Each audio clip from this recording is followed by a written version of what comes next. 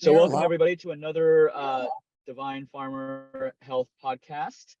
This is Jimmy Yin, the Acu Sensei, and we've got Chris, the nutritionist, and we're excited to talk about a new topic today. So what are we talking about today, Chris? We're talking about something a lot of people haven't heard about, probably obesogens. And I thought this would be good for those who watch the webinar, kind of following up on this.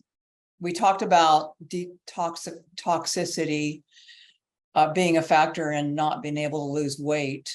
And so most folks haven't heard of the word obesogens, but it's been out there for a while. Have you heard of it, Jimmy? Obesogens. I think recently I've heard about it. Yeah. So what are they? Well, they're chemicals that interfere with your metabolism and your hormones, and I'll go into that a little bit more. There was a recent research study done in July 24th of 23, so this is really new, on the role in obesity and mitochondrial dysfunction. We've talked about mitochondria quite a bit on the podcast. So just a reminder for you guys, mitochondria is your battery of your body. You've got thousands of them. Every cell has them. The big muscles like heart and your quads and your brain are loaded with mitochondria. So you want them healthy and you want them working good. But these obesogens impact hormones. They impact your mitochondria. They damage your mitochondria. And so this research study was like I said, it was just done in July 24th, and talking about the correlation between these toxins, which I'll talk about, and obesity, and included in that is a lot what we talk about, which is insulin resistance, hyper insulinemia, which is when our body's pumping out too much insulin, trying to keep the blood sugar down. So obviously there's an organ dysfunction there at the pancreas, and then a hyperlipidemia, which is a high cholesterol. So in this study, they did a lot of correlation with those things and these toxins. But as far back as 2012, you can go to PubMed, and there's an article in there, environmental link to obesity with obesogens, back in 2012. So it's been being studied for a long time. And I think probably with the advent of so many toxins in our environment, there's more and more research being done on this. The Environmental Working Group, which I've referenced that many of times, so if you guys want to go there, it's ewg.org. And they have great resources on that site, but they've done some of their own research, and they have found that the average person, this was an average person, carries about 62 toxins in their blood and their urine. So if you do blood and urine, you're picking up almost 62 toxins. But the one that was really scary was they did a study on 10 newborn babies, and they found those newborn babies had 232 different toxins in their umbilical cord. So they're coming into the world loaded down, and that could be obviously what mom's eating, what she's exposed to, all of that would impact, what the baby is coming into the world with. But it's sad to think that these babies are coming in and they're already loaded down with toxins. And so it's not just adults. So this is a huge, huge issue. And they're coming in primarily from, air, water, food, clothing, a lot of stuff we talked about on our webinar, right?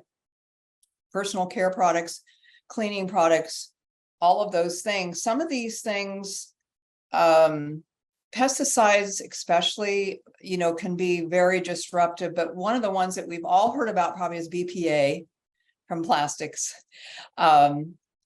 phthalates in the plastics. And one of the things that people don't think about, this is something you can actually think about, is the softer the plastic, the more phthalates there's going to be. So if you buy a cheap bottled water, right, which is the generic, like who knows where they filled it from, you'll notice those bottles are really soft and flexible. That is loaded with these phthalates. So it's not just BPA, but it's these phthalates that are coming in from the plastic. Did you have something you wanted to say, Jimmy? You look like you wanted to say something. Yeah, I was muted, sorry. Um, so I wanted to go back to when you were saying that babies were already having toxins. Yeah, So that I didn't know. So what is, what is the, whatever the research showed that babies have already a certain amount of toxins in them. yeah. The babies are they're in a closed system when they're in the mother's body.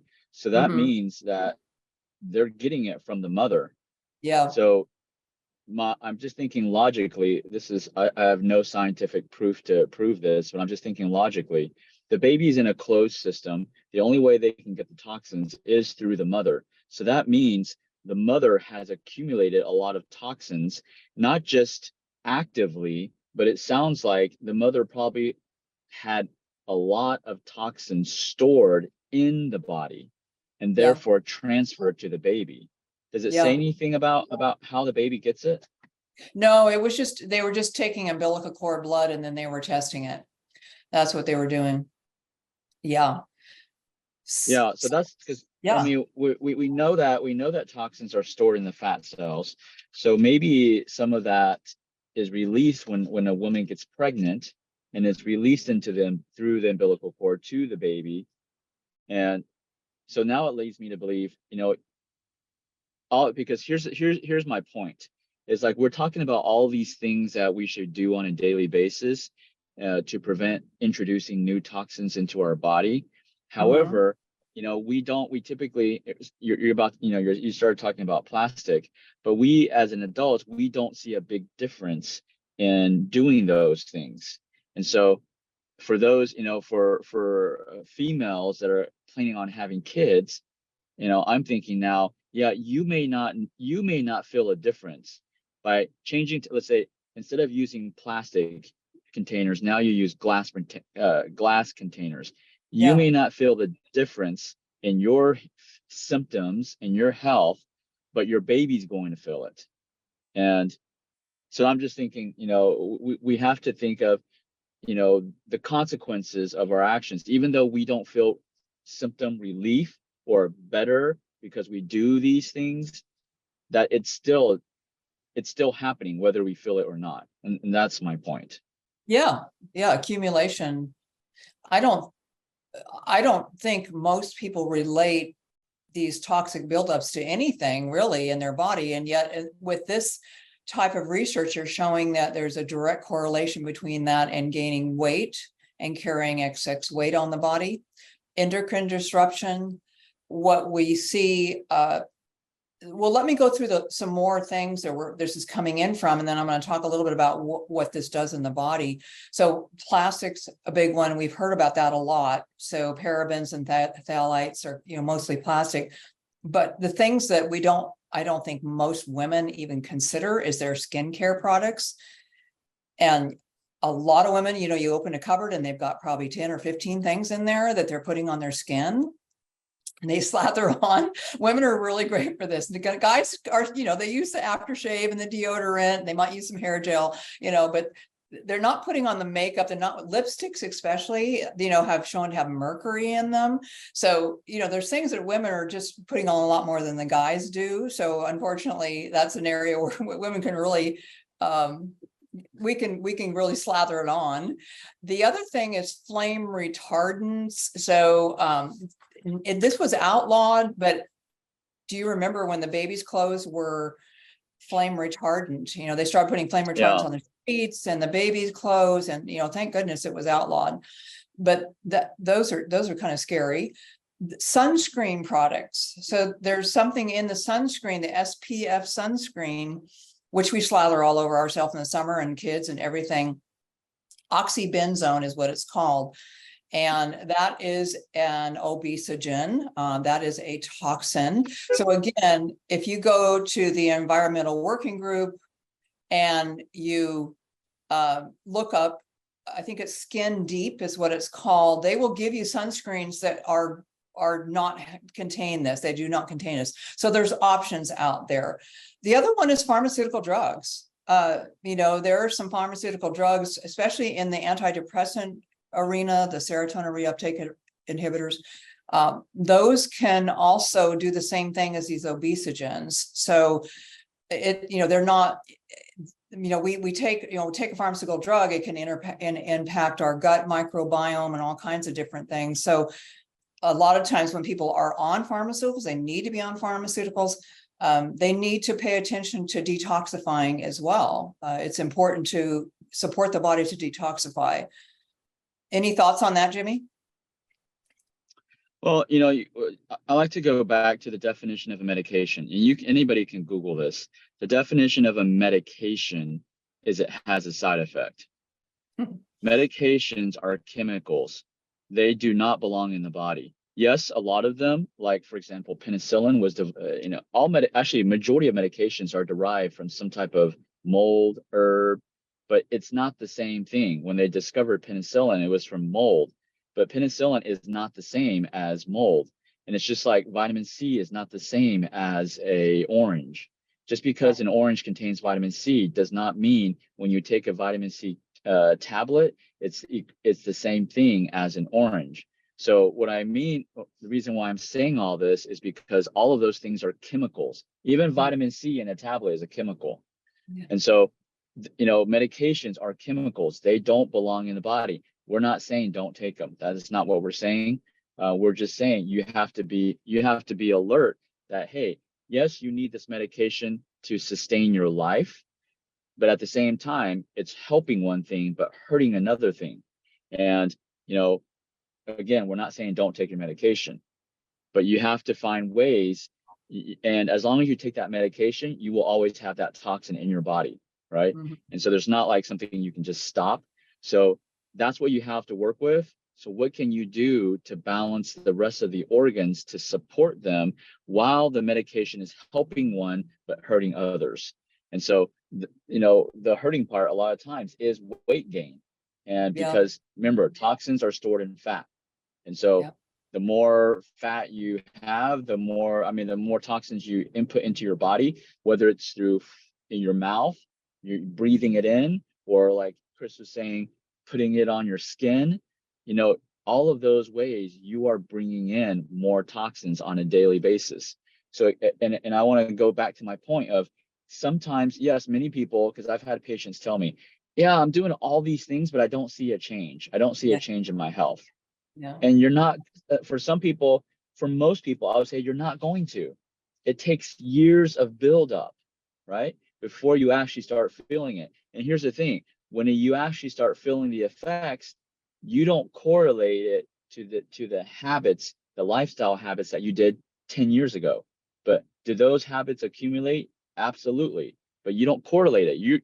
The only thing we think about is, what did I eat yesterday? Or what did I eat last week? And we think that was what caused our problems. It's not. It's years of accumulation of toxins.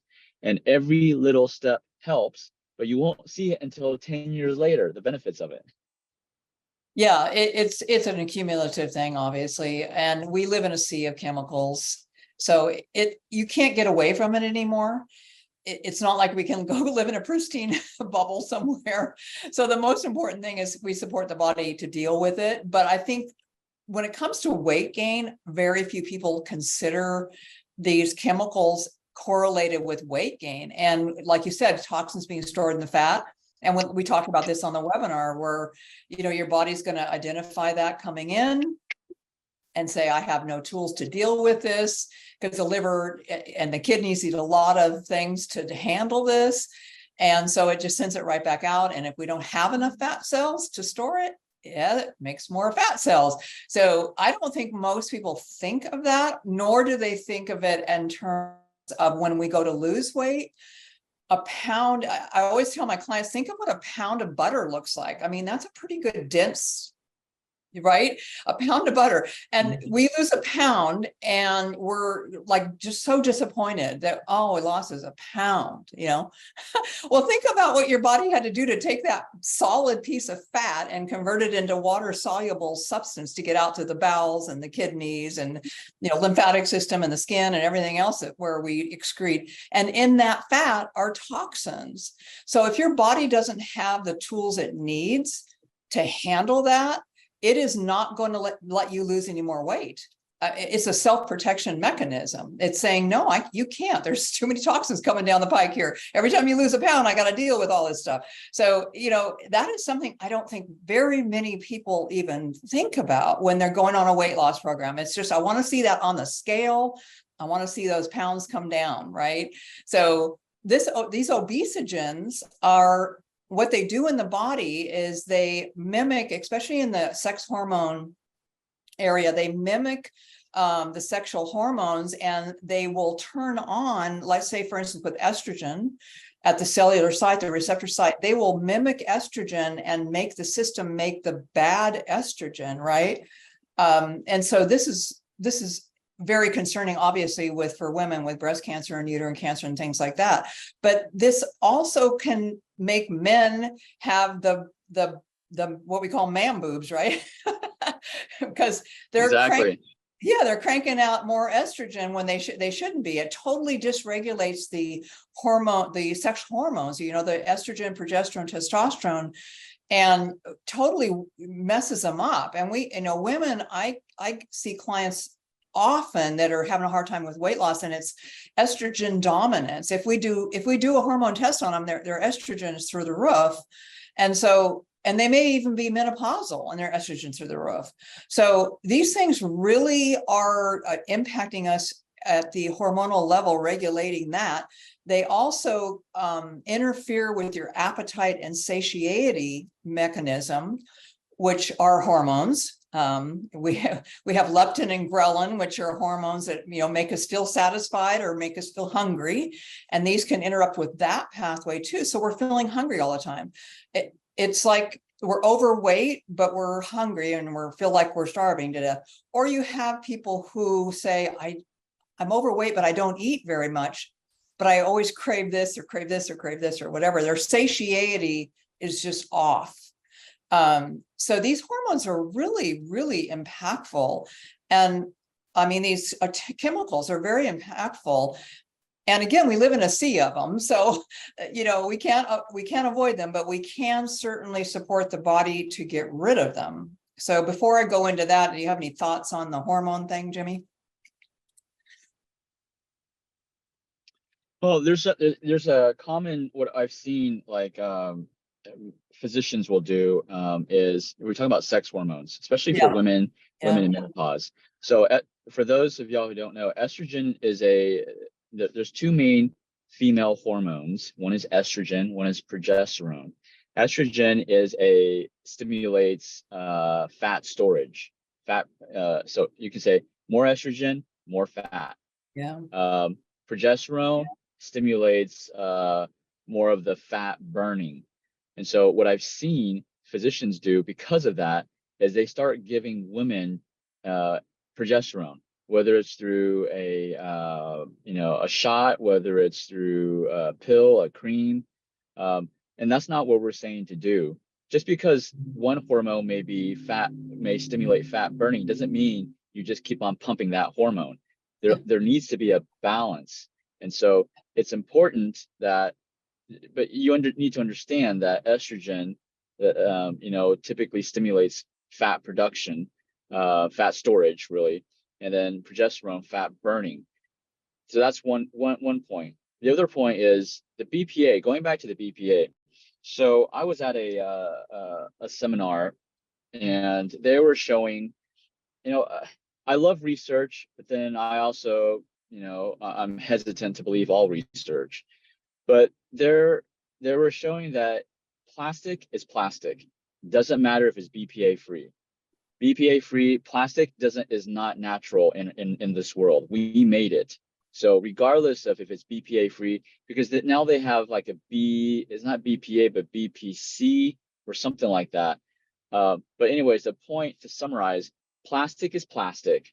And once I heard that, I mean, again, am I going to feel the effects? No, I'm not going to notice until 10 years later.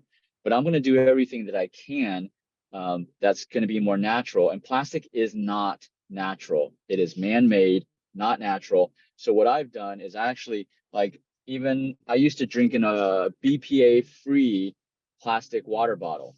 So after I learned that all plastic is plastic, regardless if it's BPA free, is I purchased the stainless steel. So now I drink out of stainless steel or glass only. I don't drink out. I threw away all of my plastic bottles at home. Yes, the top still has plastic up here, but again, it's not about perfection. It's about every little bit helps.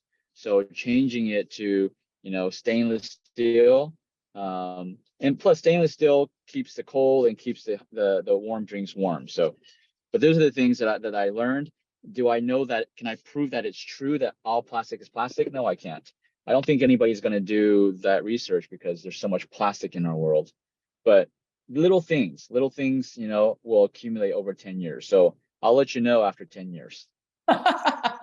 Yeah, actually, I've actually read that too and heard that as well, that the BPA plastic things are just a no. I have a glass water bottle.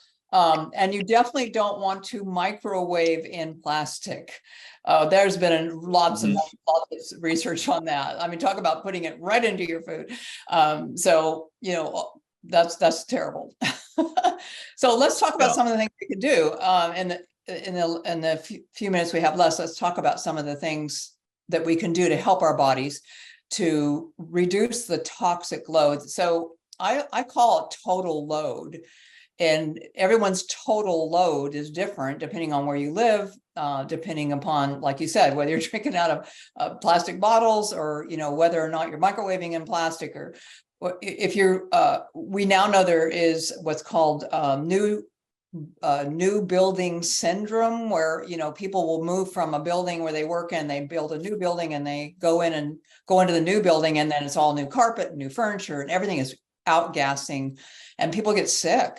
The EMFs, the electromagnetic fields, people sitting in an office cubicle with another 50 computers going and cell phones and everything sitting. Actually in Europe, they actually have a CPT code now for this. You can go to the doctor and actually get a diagnosis of EMF sensitivity. Some people, their nervous systems just can't handle it. Maybe you've even seen this in your clinic. People just, some nervous systems. I have a dear friend in Oregon, and she cannot talk on her cell phone for very long. I mean, she has to have it on speakerphone and away from her, and she can only do it she starts to feel really weird in her head and everything. So some people are just super sensitive to that. So we are living in the sea, and it's a total load effect. And like you said, we don't quote feel it, because we don't know really where is it impacting our body. Is it causing more inflammation? Is it causing dysregulation in our insulin? Is it causing dysregulation in our hormones? We wouldn't really be able to identify it because there's no way to do that. So the best thing we can do is do what we can do. Like you said, you can't be perfect, but you do the best you can. So the first place to start is what you put in your mouth. And that's the thing you have a control over. And we talked about organic food a lot. And again, I can send you to the ewg.org website, and you can look at their Dirty Dozen. And it often shocks people that strawberries end up as #1 every year. Every year, they're #1, the most heavily sprayed. And I see moms in the grocery store open up a carton of unorganic strawberries and hand them right to their kids. And I just want to, I have to just shut. It's really, really hard, because it's like, oh my gosh, that poor kid. So, there are things that are really, really heavily sprayed. And so on the ewg.org site, you can get the Dirty Dozen, those ones you absolutely want to stay away from. So we can control as much as we can with our food, our skincare, like I talked about. And again, on the EWG site, you can go to Skin Deep, their database, and you can look up your skincare product. And then they have other options in there for skincare and sunscreen and things like that are not as toxic, or maybe don't have the heavy duty toxins. Cleaning products in your home, this is a really big one. Most people under their kitchen sink, you open it up and you can't even, there's no space. It's just jammed with cleaning products, a cleaning product for everything. And like I mentioned on the webinar, we have 2. And we have used these non-toxic cleaners for, I can't even remember, as long as I can remember, where you mix it up and you mix it up to the the level that you want. It's called Super 10. So you can do 1 to 10 or 5 to 10, 5 to 1 or 1 to 1. You can use it to clean a car, or you can use it to clean a floor, or you can use it to clean a bathroom. I mean, there are products like that out there. You don't need 5 different products to clean your bathroom. So, as you get rid of these things from underneath your sink, think about, do I want to go buy that again? Maybe I should look for something that's more of a multi-purpose, non-toxic cleaner. And there's a lot of them out there, and they clean just great. Yeah, they work great. You don't need all these different cleaners. That's a really big area. Clean water, super important. We have a Berkey filter in our home that we filter through. You can do a reverse osmosis in your home. A lot of people have that. But, the water like you're drinking out of your right now, Jimmy, you probably have something in your clinic. You want to make sure you're drinking all day long if you can. Pure water. That's super important for detoxification. That's right up there with clean food. And then air, if you can, like we have an air filter in our home, and we live in the country, so it's really dusty.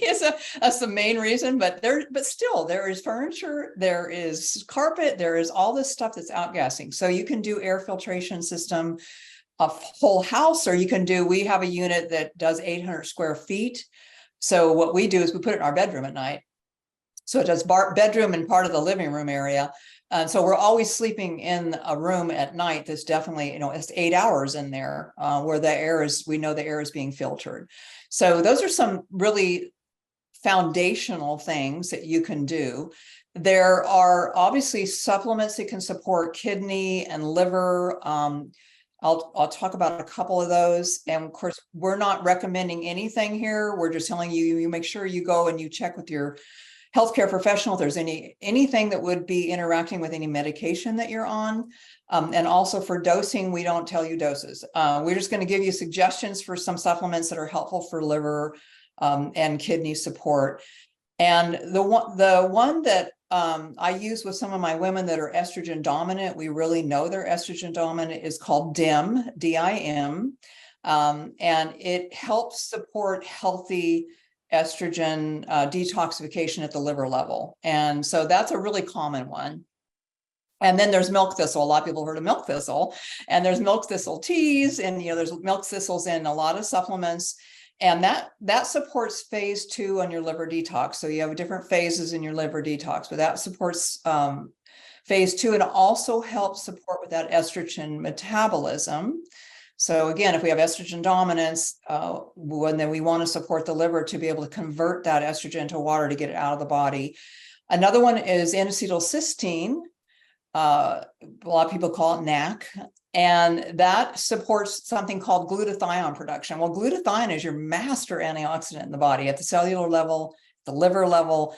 It is what we call a conjugator. It grabs a hold of the fat molecule coming in, which all your pesticides and everything are all fat. They come into the liver, and they got to go through phase 1, and they got to go to the intermediary phase where the body says, can I handle this or not? And if I can't handle it, guess what? Shooting it back out in the bloodstream and into the fat cell. But if you have glutathione on board, it helps to convert it to water. And then it goes out to the bowel and the kidney and sweating and lungs and all the detoxification pathways. So N-acetylcysteine is another common one a lot of people are taking. And then we get into methylation, which is a total another topic, but we need to methylate correctly to detoxify correctly. And there's methionine is involved in that, and glycine is involved in that, taurine is involved in that. So some of those things are just coming in through the foods that we're eating, they're amino acids. And those all help that pathway too. So there are some supplements you can take, but foundationally, I know, Jimmy, you and I are on the same page with this. You got to start with food and water. Those are foundational. Supplements are just what we say they are, supplementing your diet. We don't need to be taking grocery bags full of supplements. We really need to start with food, water. And then if we are really struggling, let's say with estrogen dominance, then we want to clear some of that out. We can help support the body to do that. So we got about a minute left. Any thoughts on all that?